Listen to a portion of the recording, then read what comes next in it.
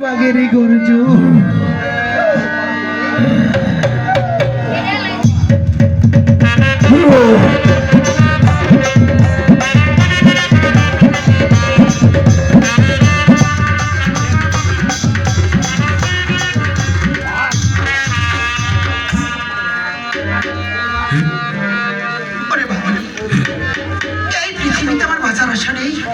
তুই আমায় আহার করে আমার মনের যন্ত্রণা নিবারণ করে দিবি। আমাকে দেখে বলে পশু পাখি ভয়ে পালিয়ে যায়, আর তুই বলিস আমাকে আহার কর। তোকে আমি অবশ্যই আহার করবো, কিন্তু তোর মনে আমার কি দুঃখ আছে একটি বার আমায় খুলে বল। তুই শুনবি আমার দুঃখ? শুনবো। আমার কেউ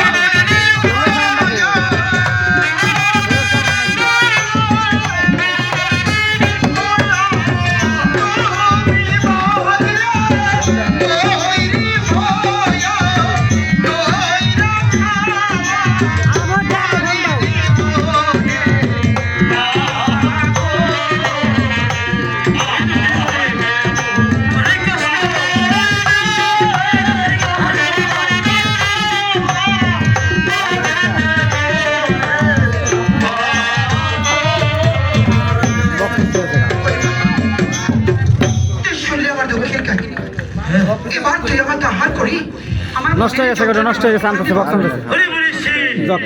আমি এসেছিলাম তোকে আহার করতে, কিন্তু তোর মেয়ের দুঃখের কথা শুনে আমি তোকে আহার করতে পারছি না। তোর দুঃখ আমার মেয়ের দুঃখ নিয়ে কি দেব? তোর আবার কিছু দুঃখ শুনবি তাহলে? বল বাঘিনী। চলে শোন। এই বনে বাজারে আমার দুই বাচ্চা ছিল, আমার ডেলে রেখে আমি চলে গেছিলাম আহার জগতে। ফিরে এসে আমি আর সন্তানকে আমি পাইনি।